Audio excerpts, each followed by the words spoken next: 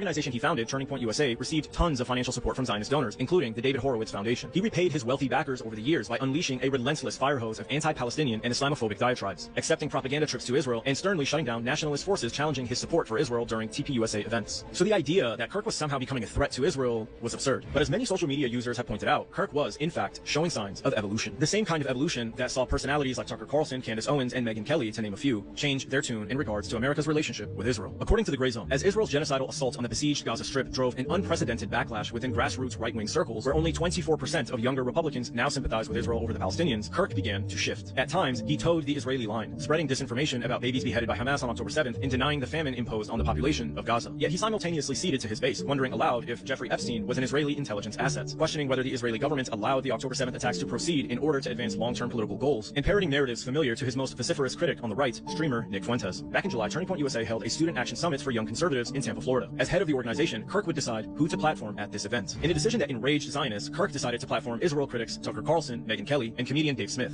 At the event, Tucker Carlson made several incendiary comments, taunting the Zionist billionaire Bill Ackman. How did Bill Ackman get $9 billion? Bill Ackman, a pretty impressive guy. I know Bill Ackman. No, Bill Ackman's like well-connected and super aggressive. That's it. And even suggested that Americans serving in the IDF should lose their citizenship. Because you can only really pledge your loyalty to one person or one country. That's just a fact. Like anybody, by the way, who serves in a foreign military should lose their citizenship immediately. There are a lot of Americans who served in the IDF. They should lose their citizenship. You can't fight for another country and remain an American. Period. Megyn Kelly suggested that Jeffrey Epstein was an Israeli Mossad agent. So he was an American, which leaves basically three options: MI6, Saudi, or Mossad. Yep. Which one would you choose? I guess Mossad, given his connection to Ghislaine Maxwell.